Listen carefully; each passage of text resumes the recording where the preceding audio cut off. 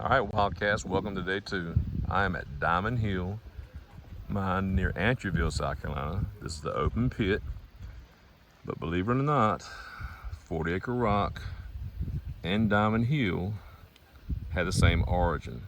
They were both magma flows that turned to plutons, but they both went through different geological processes over the years, and Diamond Hill looks like this with the quartz crystals, and 40 Acre Rock looks like what it looks like without the quartz crystals.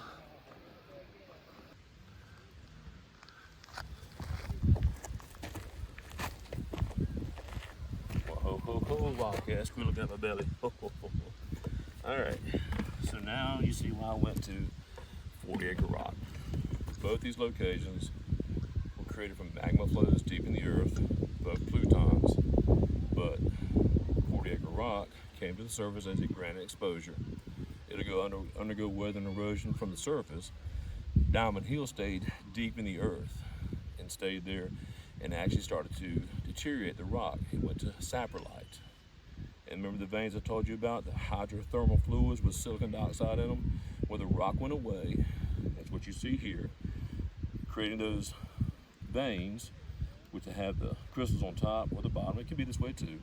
You have that bug in the middle. Bug, oh Doug, hi there. Anyway, over time this was pushed to the surface. And I guess the 1930s, an old farmer plowing hit one of the veins, found crystals, and took it to people and sold stuff around here. And then in due west South Carolina, not far from here, the Ellis Jones mine, like another person with just a yard, found some of the world's best amethyst in his yard. And one of the clusters is at the Natural History Museum in DC. If you want to see a cluster from his property, again, you can go to the South Carolina State Museum. There's an amethyst cluster there. It's huge and it's gorgeous. And some of the best amethyst in the world is found in the Carolinas. And the jewelry companies came in this area and they did test holes and test drills. It's just not enough to be commercial, which leaves it for us who are rock hounds to come around places like this and be respectful, follow the rules. And you can find world-class material. You'd be surprised. Here, this is an open pit mine. It's been dug through by machines, a lot of it has, but you can still find some material that's in, and this is all non-salted quartz materials, which means everything's naturally here. I'm just set down. Here's a little crystal. It's just a little piece, but it's all around here. And this formed, millions and millions of years ago. It gives you a good idea of why I went to 40 Acre Rock to show you that pluton exposed coming here, and I will be collecting here and off and on throughout the next 3 hours. And I will tell your teachers, maybe y'all can come to a field trip. I brought a group down here years ago. Got here about 10:30, 11, spent 2 hours digging, and everybody found crystals. One student found a huge amethyst cluster, had one little ding on it, but it was gorgeous. So you never know what you can find down here. You can still find the veins if you dig and have time, but you have to replace the holes. You can't leave the hole open. It's tough in the summers, it's nicer in the winters, and who knows, you might get down here. So I really enjoyed this opportunity to show you guys this formation, and I'll show you some more videos, and there's plenty of people around. Maybe I can show you what they found.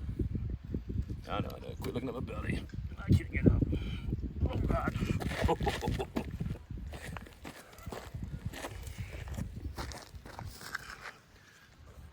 Hi, I'm Allie. I'm from Knoxville, Tennessee, and we found some really cool stuff, and it's so fun to be out here. This is our first time up here. And yeah, we're just digging and just having a great time, just enjoying life, I feel great with all these rocks. I love rocks. They're so much fun.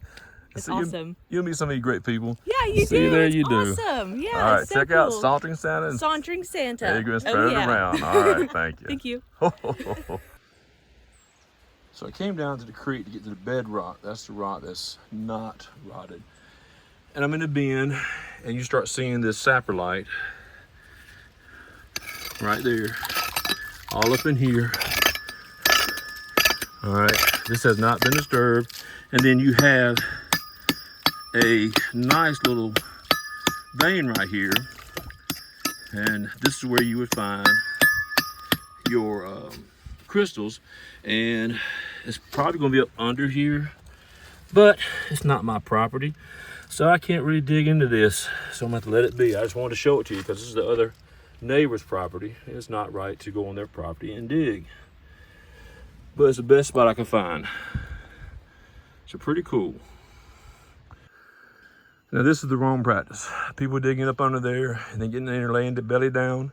You're back here on the back side of this bank. All this has been turned up. So not a safe practice.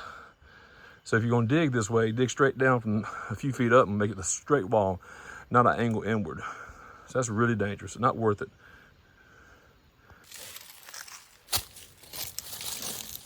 And sometimes that plate gets in the area between a fracture.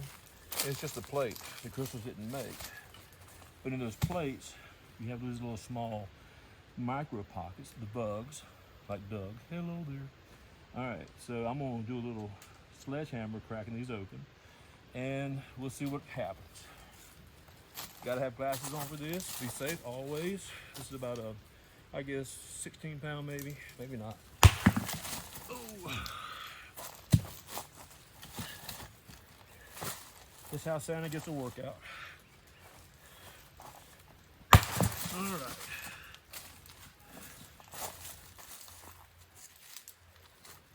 But I don't crack every rock open.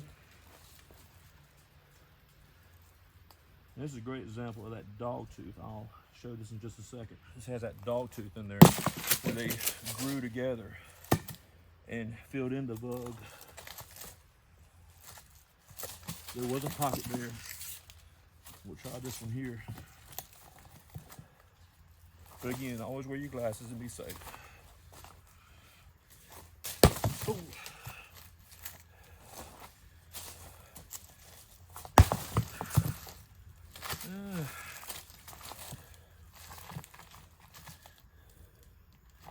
Nope.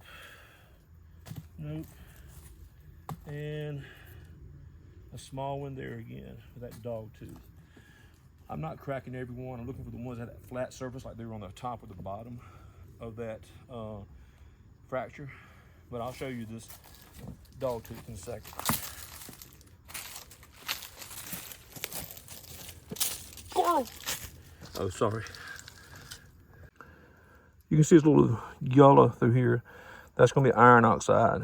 And you can see the crystals below, crystals above, and where they merged to fill in the void.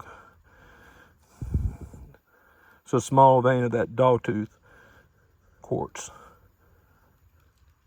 Finally got a good picture of a Juno spider. Look at that red up under that abdomen.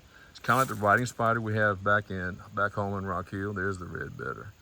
It is venomous. It doesn't want to bite. Doesn't want to bother me. It's a female. Probably 4 inches, maybe 4.5 if you stretch them legs out. Beautiful spider. Beautiful web. Just got to be cautious of where you're walking. Love that red underneath and those yellow stripes, or kind of blue-green stripes with yellow. Let's make a little bit of the head. There we go. That's a really good picture there. Squirrel! Just kidding. Man, is she pretty. Well, this is the Sauntering Santa saying goodbye from Diamond Hill. I hope you enjoyed the geology. Can't wait to read your stories. And had a great time leaving out. If I was to come, I don't know if I would come as a school group. I would come as a family. Best time after a heavy rain, lots of sunshine. And you'll see a video from Dave. He's the one who's here most of the time taking money. He's the gatekeeper. And never know what you're going to find. I've truly enjoyed it, and thank y'all for asking me. Again, nice to be a wildcat again. You guys, take care. 3, 2, 1. Hey, welcome to Diamond Hill Mine. When you come, you have to fill out a form. Your initial, fill the bottom out. And it is, adults is $20. Teens, 13 to 17 is 10. Ages 6 to 12 is 5. 5 and under are free. Veterans is 15. Seniors 65 and over are 10. So come and see us at Diamond Hill Mine. Oh, my brother.